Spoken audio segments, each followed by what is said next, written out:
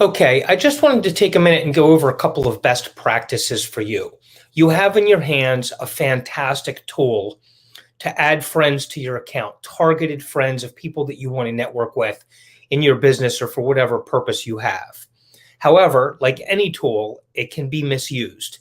So I want to give you some ideas and suggestions so that you can use this tool for maximum productivity without crossing that line into annoying or spam or issues, okay? Because people can report you, people can get upset at you, perhaps Facebook could get upset at you, and that's not the tool, that's the way you use it, okay? So I want to talk about a couple of things. One, make sure the people that you're targeting are actually people that you can network with, okay? Someone that you could have a conversation with and discuss things with. And when you're friending them, watch how many you do. You're not going to go into a group in Facebook and add friend, add friend, add friend, add friend, add friend all the way down for everybody in the group. You just wouldn't do that. At least not quickly. You might do a few of them because it's a group that you have people to network with, and then develop a relationship with them and then add a few more. But you're not going to go in there and add hundreds of people at once just to add people to Facebook. Since you wouldn't do that naturally, please don't use the tool to do that. Okay. Your best goal, if you use the keyword functions, is to find people that you connect with. Maybe it's an owner of a business, maybe it's a manager or a coach or something like that. And use those little gray keywords that are under the name. Some groups are very prominent with those. Then you know those are people you can network with. If you're going to network with everyone in there, okay, do it slowly. Do it slow. Don't do it every 3 minutes. Don't let it run 24/7, 8 days a week, okay? Have it, go at a reasonable pace, especially if your account's not used to doing a lot of friends. And as far as the message goes, you don't want to spam them. Nobody likes to open their messenger and say, hey, I have something that'll help you. Here's my link. Nobody likes that. You don't like that, right? So why would anyone else like that? Your best approach when you're doing that initial messaging is to introduce yourself. Let them know that you saw them on some groups, that you have things in common and that you'd like to network with them. And then I recommend a conversation starter. Okay, I made a training video today for one of my groups that I train, and I used a video marketers group as an example.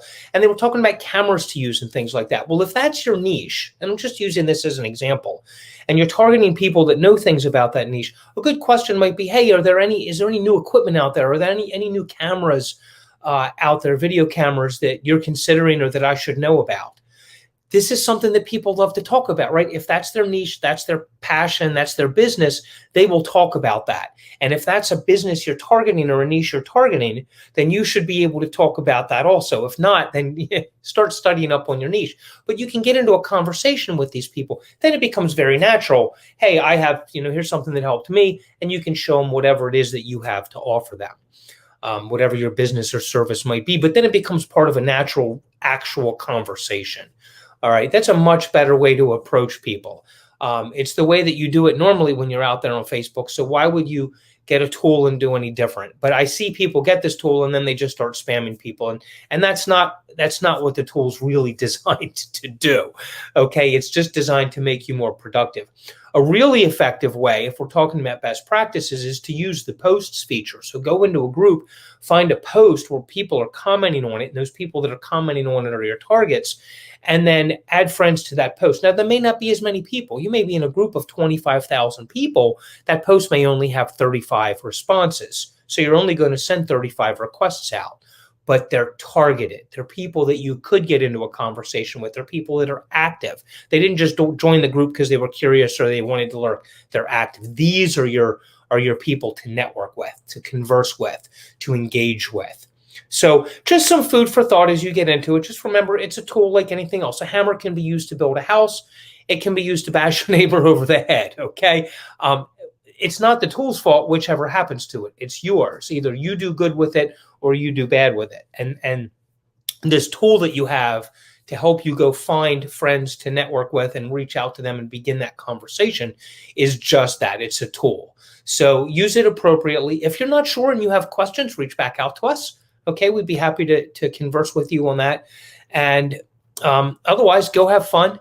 Remember to delete your pending requests from time to time. If people aren't responding, Facebook doesn't like to see a buildup of those, because then they say, well, why are all these people not responding to the request? And you don't want them to go, well, let's limit. He can only send 10 messages a day from now on until he fixes that. So keep that number under 150, as I believe I mentioned in the other video. If not, I wouldn't let your friend requests get too high, your pending ones out there, and keep them targeted, keep them friendly. And please, please, please do not spam people with your link at the beginning of a conversation. Okay, thank you very much. Best to you in your marketing, and I hope you find this tool extremely valuable and very helpful in your business. Thanks.